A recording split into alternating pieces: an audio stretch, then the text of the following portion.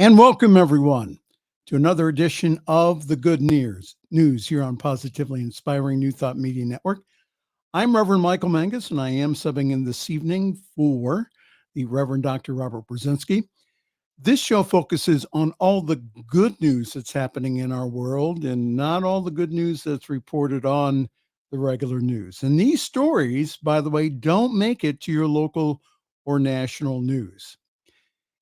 There is good happening in our world, and this program highlights some of those stories.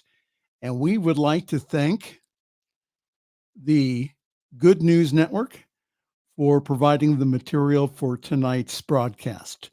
That's goodnewsnetwork.org. There you can also check out the good news also during the week.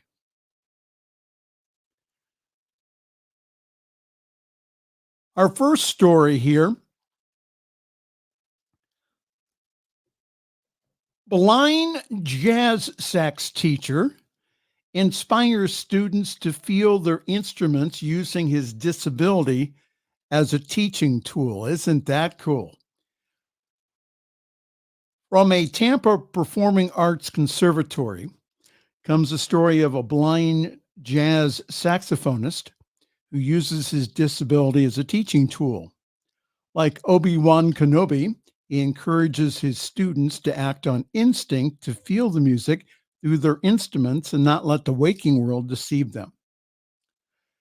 Welcome to every day of my life, says Matthew Weilmuller in his jazz improvisation class after turning the lights off. Then we have a big laugh. Profiled on a Fox station called, and the segment entitled Extraordinary, Ordinary. Weilmuller teaches jazz, advanced, basic, and improv at the Battelle Conservatory in Tampa. When Weilmuller starts playing, he needed Braille sheet music, and pieces would take months, even years to learn. And if that wasn't difficult enough, few people in the country were capable of providing Braille music. They can't look at their instruments when they turn the lights out. Now they have to feel their instruments with their fingers and hands. Now we've got to listen to the music. We can't read it. It forces students to use their other senses. Advanced jazz musicians will understand that during improvisational sessions, a musician has to be ready for sudden changes in time signature or key. Now, this is nearly impossible to express through sheet music. At least in this regard, the children are learning the best way for this unorthodox yet traditional form of jazz music.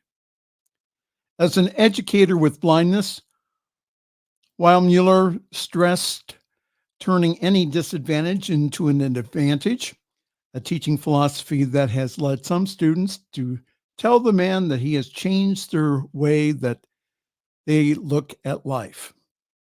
It is everything for me as an educator to hear someone say that you have changed their life. It's awe-inspiring, and I hope that I can inspire others who are dealing with their situations, disabilities, barriers, and challenges in the same way that I have. Next, we have the story about kinder than chemo cancer drug cured this young man of leukemia, and it's available now in the US. Now, picture this: a very unhappy situation. You have leukemia. What are your options? Everyone knows about the side effects of chemo, and most people will have some idea about the Nobel Prize winning CAR T cell therapy. But there's also a third option. It seems startling to be so overlooked because it's so straightforward.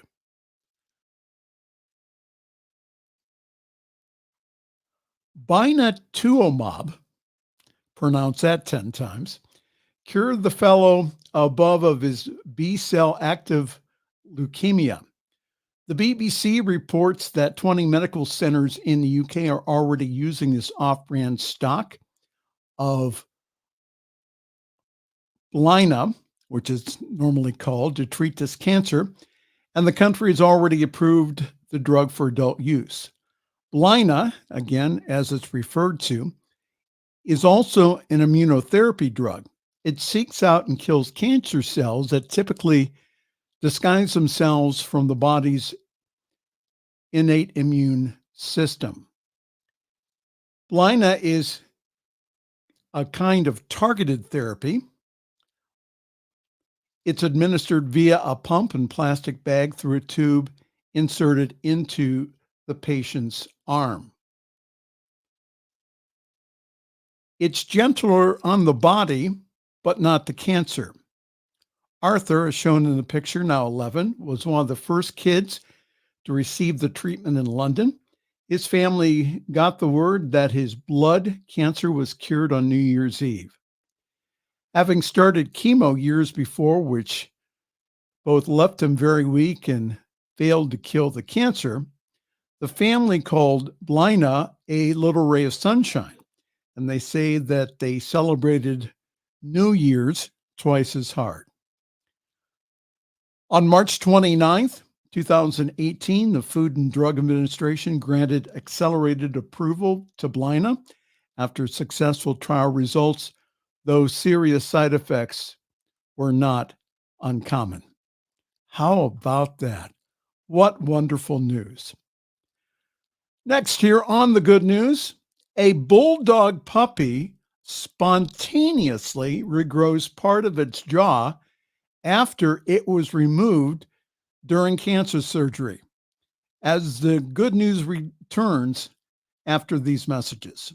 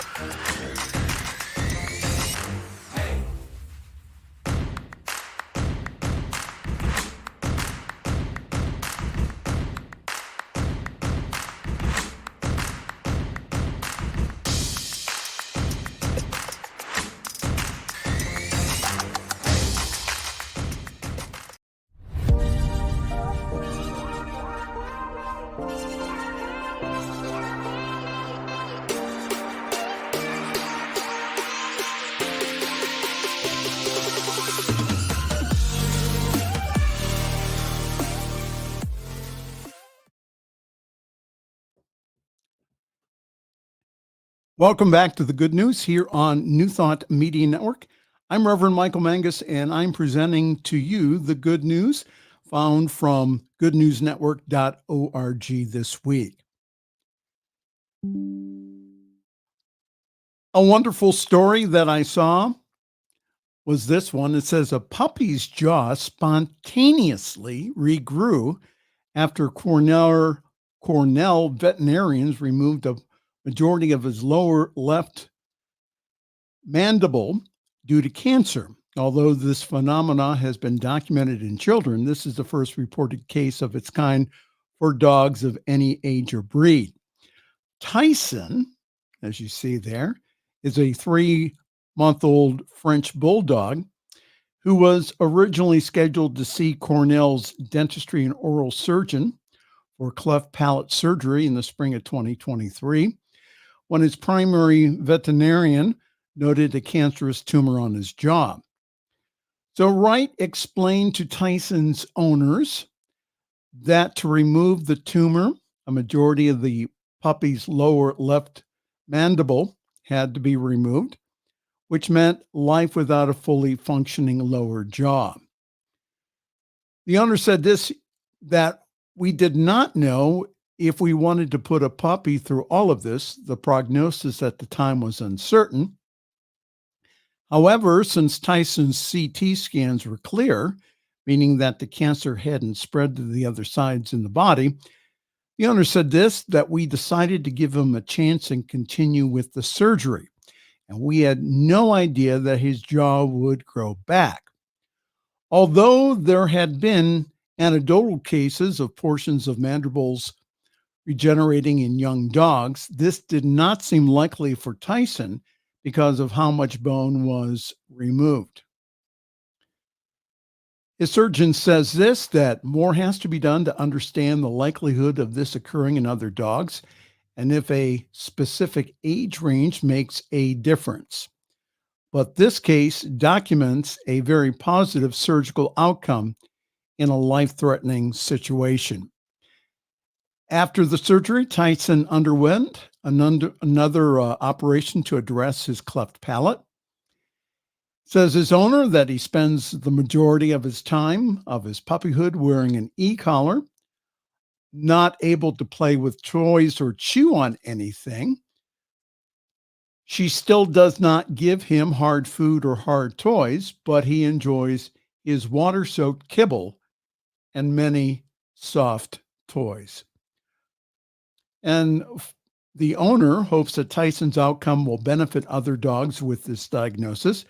Wright agrees. His surgeon says his case now demonstrates the possibility of complete bone regeneration when working with a patient this young. How wonderful is that? Another great story here is that a third generation craftsman goes viral now that millions watch him fix shoes as an American cobbler. Okay, I'm about to tell a bad joke. Okay. This is his material, not mine. You know what you call it when a cobbler is just getting waves and waves of shoes in? Do you know? It's called a tsunami.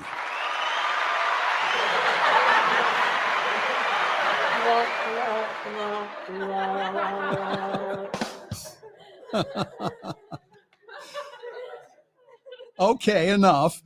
This A plus dad joke can be attributed to Jim McFarlane, aka the American Cobbler, a virtual internet star who has millions of followers across Instagram, TikTok, and YouTube that daily tune in to watch him fix shoes. Some men are born to do a job, and with a story about being teased as an infant on a piece of shoe leather, McFarlane's title seems well earned. He said that my great uncle trained my grandfather, and he had a shop in Anderson, Indiana around 1900. My grandfather, by the time that he was in his 20s, he had his own shop in Hamilton, Ohio, which is near Cincinnati, around 1918. And in 1981, my dad opened this shop and I took over in 1986. After entering into one of the world's oldest surviving professions, he spent more than 20 years at McFarlane Shoe Repair in Lakeland. It was there during the COVID-19 pandemic that he decided to do something new. With the help of his daughter, he launched a social media presence. The success was a kick in the head and a kick in the business for McFarlane. On TikTok, the American Cobbler has 1.2 million followers. On Instagram, American Cobbler has 624,000 subscribers. And on YouTube, the American Cobbler has 170,000 subscribers. Commenters note the relaxing music, the pleasurable sounds of the dozen of special tools wielded with skill and precision, and the incredible satisfying sight of watching a master craftsman at work. So if you want to become a cobbler, McFarlane recommends, he says to go to other cobblers' shops nearby and ask if they are willing to offer work as an apprentice. And he added that it gives the old cobblers an avenue into retirement while offering the prospective amateur the best possible start. A typical apprenticeship takes 3 to 5 years. So if you want to go and learn how to repair shoes, go to your local cobbler. But that is a wonderful way of making an extra income on YouTube. I have a friend of mine who has a sawmill. Both him and his partner have separate YouTube channels and both make an income off of them. Also, in the good news, Buck Institute scientists discover a potential way to repair synapses damaged in Alzheimer's disease. A new study proposed a strategy for reversing the memory problem that accompany Alzheimer's disease and related dementias, exploring an alternative to the laser-focused approach of Big Pharma to target two toxic tau proteins known to go hand in glove with these diseases. Rather than removing the damaging compound, scientists at the Buck Institute for Research on Aging aims to reverse the damage the compound causes by using an innate protein that's found in the kidneys and the brains. This protein in question is called KIBRA, and it's named because it's found in the kidneys and also in the brain. Along with being produced in the kidneys, Tracy and her team identified its presence throughout brain synapses, which are the connection between neurons that allow memory to be formed and recalled. And they also found that KIBRA is deficient in the brains of people with Alzheimer's and dementia. How wonderful that they're finding ways of combating a disease that not only affects the individuals, but also the families. We will be right back with our final portion of the good news with another story and also our hero of the week right after these messages.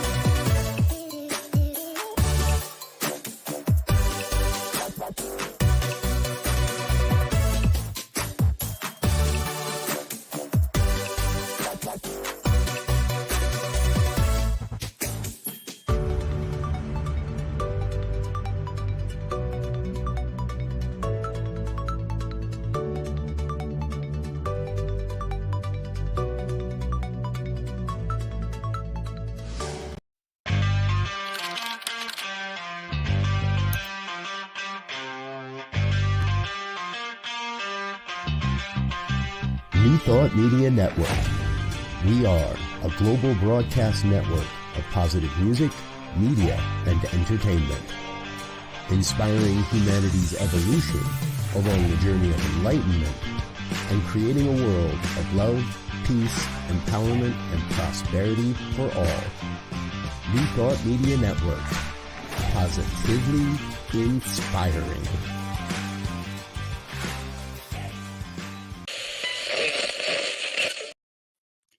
And we're back with our final segment of the good news here on the New Thought Media Network. I am Reverend Michael Mangus, and I am subbing in for Dr. Robert Brzezinski, who will be with you hopefully sometime next week. Another story off of the newthoughtnetwork.org. Sea otters returned to a degraded coastline, ate enough crabs to restore balance and cut erosion by 90%. And against all odds, a distressed coastal ecosystem is on the mend, in large part thanks to the insatiable appetite that sea otters have for crabs.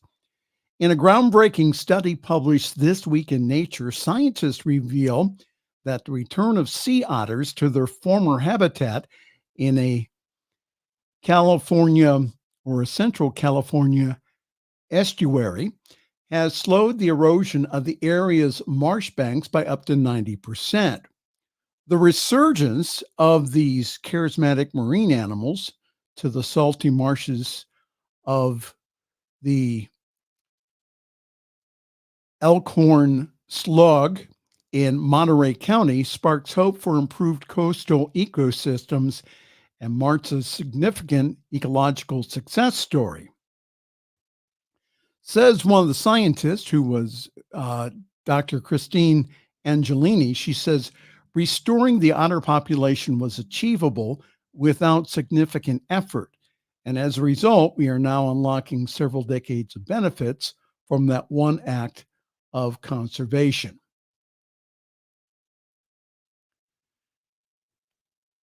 Today, after years after the otters were recolonized, area photographs confirm marshes and creek banks become more stable, and some marshes were even expanding. Dr. Angelini said that the tool is an encouraging sign for her and her colleagues as they confront similar threats to Florida's coastlines from sea level rise, intense storms, and excess nutrients spilling into coastal waters. All of these challenges can feel insurmountable, Angelini said. This study indicates to us that if we truly understand the ecosystem and know what levels or what levers to pull, we can see significant benefit to the health and stability of these systems. It is an uplifting story about the benefits of conservation and persistent long-term research. Again, wonderful good news for our ecosystems. And now it's time for our New Thought Media Network Hero of the Week.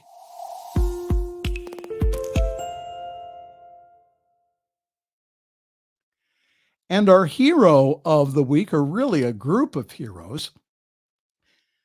They are the U.S. Coast Guard inspectors who rescued a stowaway dog from a shipping container. Now, it was amid a mountain of shipping containers that the U.S. Coast Guard inspectors managed to locate this sweetheart of more than 10,000 containers that fill the port at any time when he and his colleagues detected the sound of scratching coming from one of them. The container was about 25 feet up in the stacks, and they had to use a crane to bring it down. Inside were a couple of junked cars and a small, happy dog. She seemed happy more than anything else to be out of that dark space and in the arms of people that were going to take care of her. Before taking her to Forever Changed Animal Rescue in a suburb of Houston called Pasadena, they decided to name her Connie. Coast Guard spokesman says that she was likely a junkyard resident in her former life and ran into one of the junk cars, perhaps in a bout of fear before it was loaded into the container. Midshipman Ryan McMahon said this: it would have taken at least another week to get where she was going on the cargo ship, and 2 weeks without food or water. I don't think that she would have made it. And perhaps the most fitting end to the story would have been for one of the inspectors to adopt Connie, the container ship dog, but it wasn't the right time for any of them. So at the shelter, Connie is reported to have won everyone over with her wonderful attitude. And while receiving treatment for heartworm and malnourishment, she soon will be ready for adoption. So congratulations to the United States Coast Guard inspectors who rescued Connie, and they are our heroes of the week.